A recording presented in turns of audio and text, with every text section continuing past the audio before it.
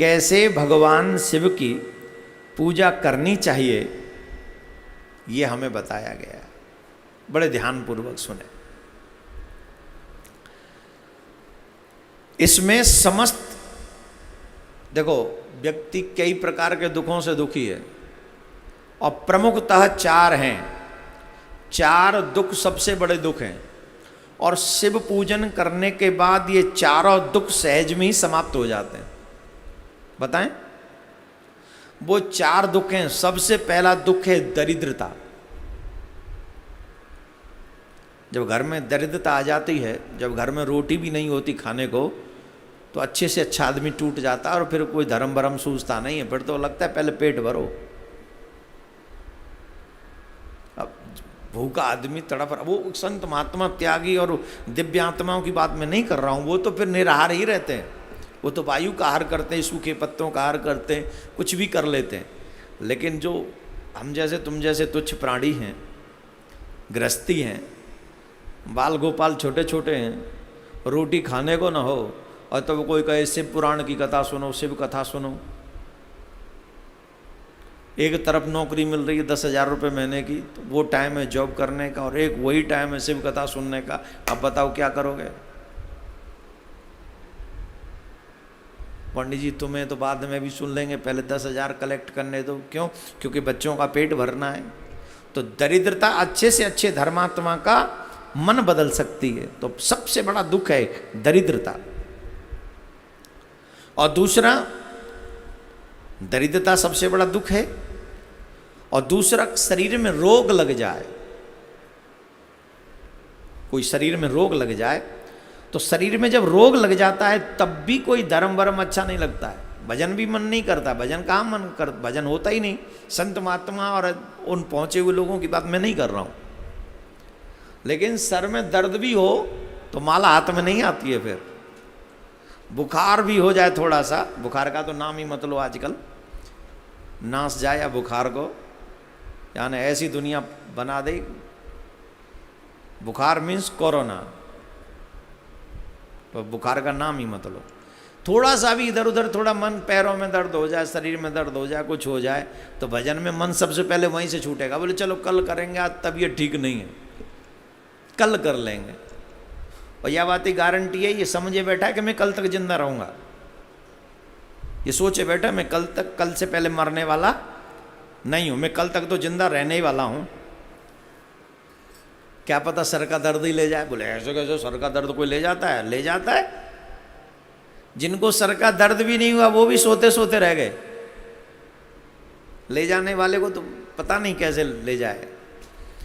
तो सबसे पहले भजन छूटता है कब? जब रोग लग जाता है। पहला दुख है दरिद्रता, दूसरा दुख है रोग। जब शरीर में रोग लग जाता है फिर व्यक्ति धर्म से दूर हो जाता है। और दुख है तथा शत्रु। तीसरा, कोई शत्रु आपके पीछे पड़ जाए, कोई शत्रु आपके पीछे पड़ जाए, शत्रु आपको दुख देता रहे, ये भी तीसरा दुख है। परंतु जो शिव की पूजा करते हैं वो दरिद्रता से निवृत्त हो जाते हैं।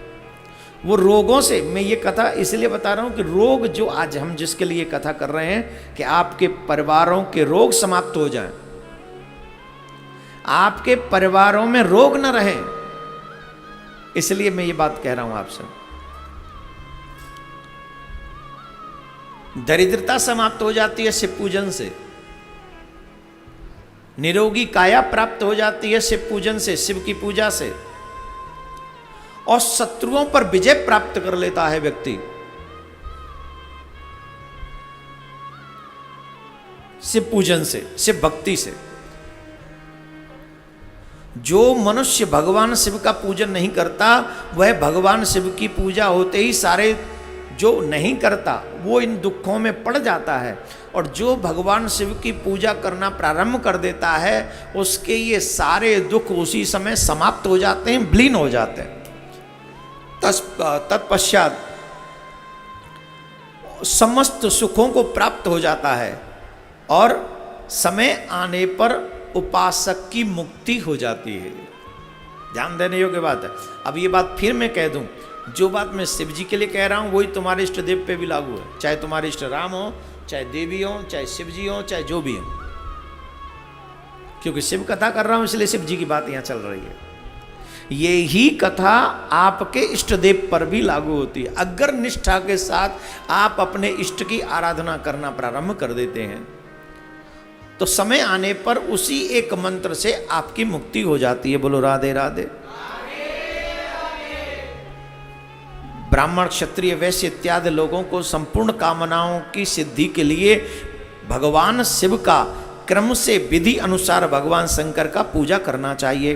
प्रातः काल ब्रह्म मुहूर्त में उठकर गुरु तथा शिव का स्मरण करके चिंतन एवं भगवान विष्णु का ध्यान करे, फिर मेरे देवताओं का भी स्मरण करे, जो भी इत्यादि देवता हैं वो क्रम बता रहे हैं, और फिर शिव जी का स्तोत्र पाठ पूजा करके शंकर जी की विधि पूर्वक नाम ले।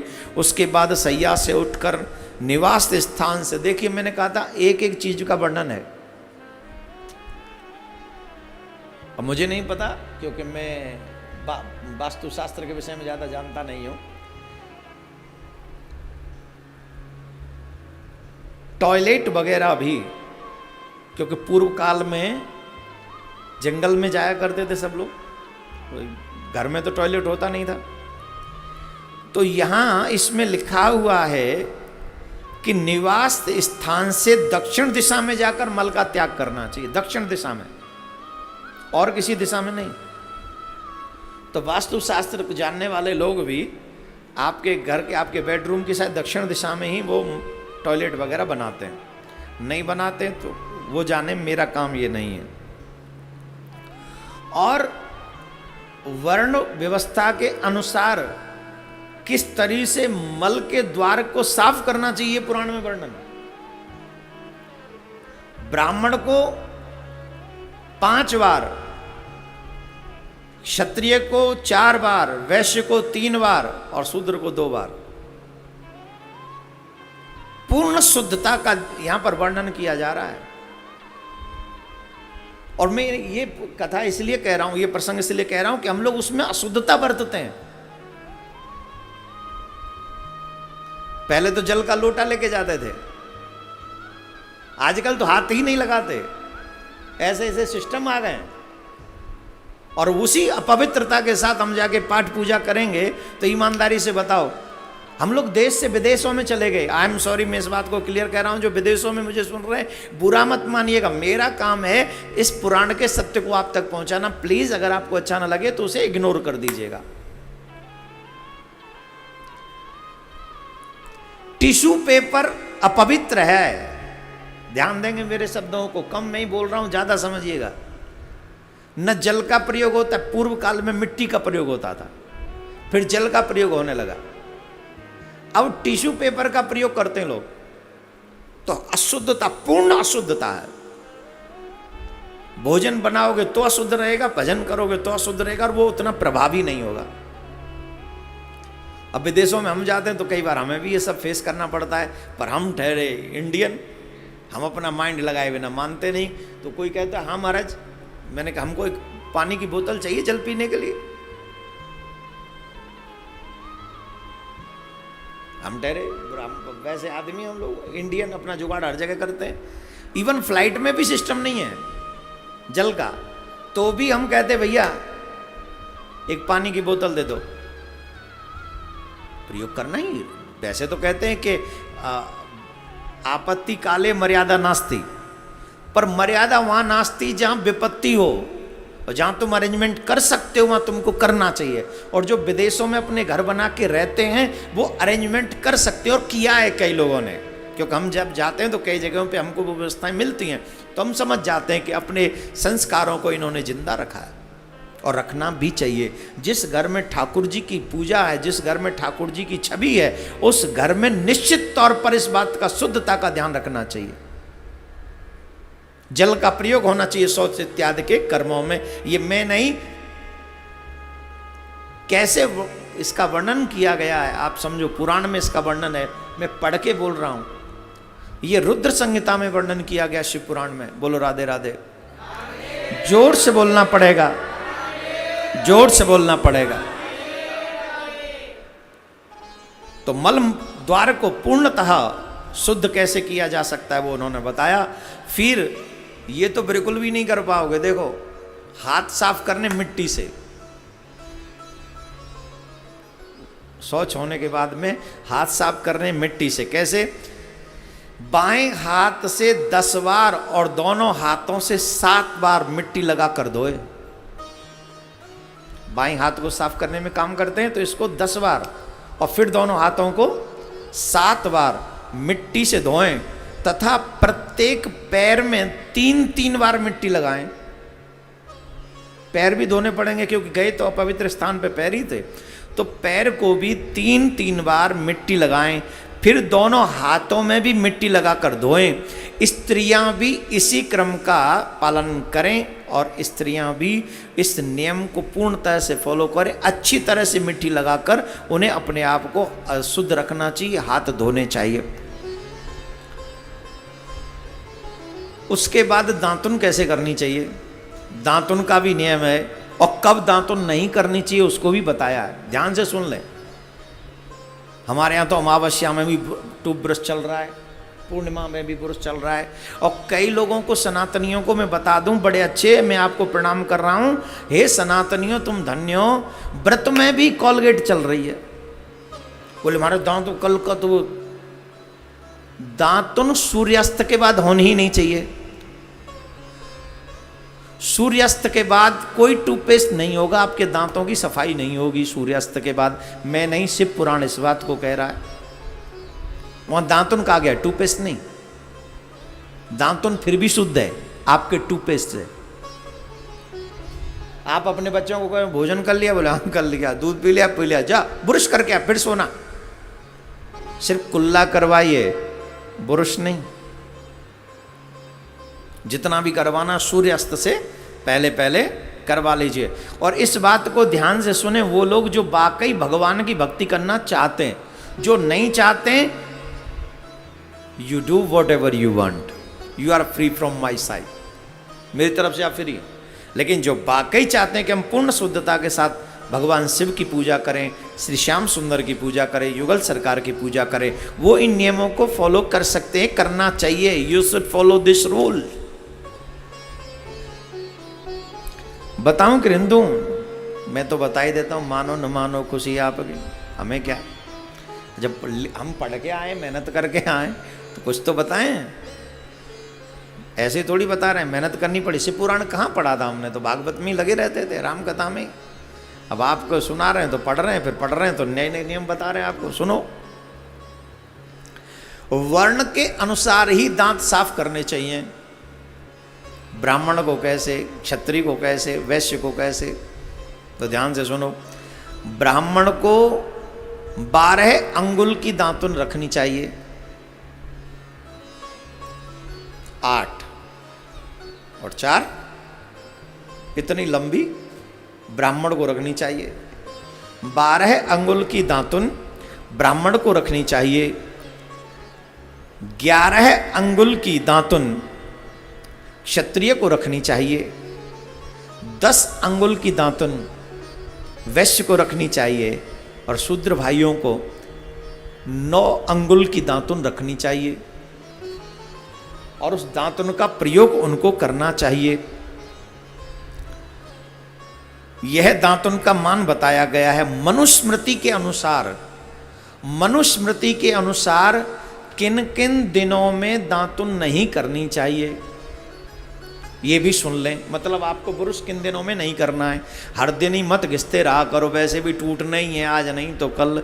वैसे साफ रखो, जब तक लगे रहेंगे तब तक अच्छे लगोगे, पर साफ भी अपने उन्हीं टाइमों में रखो जिन दिनों में हमारे शास्त्र इसकी अनुमति देते हैं। तो क्या करना चाहिए, यह दांतुन मनुस्मृति के अनुसार कुछ दिनों में, जैसे काल दोषक विचार करके दांतुन नहीं करना चाहिए, उसका त्याग कर देना चाहिए। षष्ठी के दिन, प्रतिपदा के दिन, अमावस्या के दिन, नवमी के दिन, व्रत के दिन, सूर्यास्त के समय, रविवार तथा श्राद्ध दिवस में दांत माजना वर्जित है, दांत साफ करना वर्जित है, कोलगेट करना, टूथपेस्ट करना वर्जित है। श्राद्ध में भी जिन दिनों में आप अपने पितरों का तर्पण करते हैं उन दिनों में भी आपको नहीं करना चाहिए।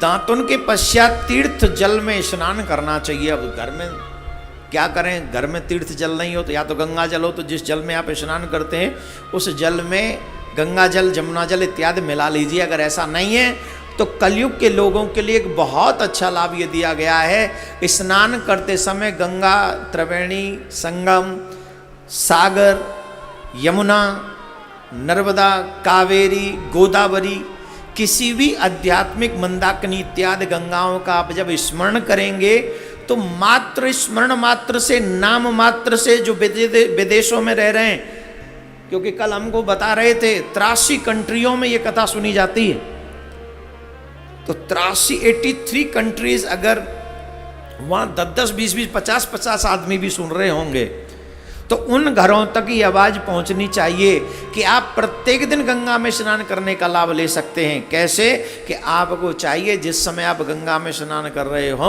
उस समय आप जब आप अपने वॉशरूम में स्नान कर रहे हो तो मात्र गंगा जी का नाम स्मरण कर लीजिए, जमुना जी का नाम स्मरण कर लीजिए। गंगे त्व दर्शनार्थ मुक्ति, जमुना मैया की जय हो। मन से ये भाव रख लीजिए, मैं गंगा में, जमुना में, समुद्र में स्नान करने का बहुत बड़ा महात्मा है। तो मन से ये भाव रख ले कि मैं समुद्र में स्नान कर रहा हूँ, मैं संगम में स्नान कर रहा हूँ, मैं गंगा में स्नान कर रहा हूँ।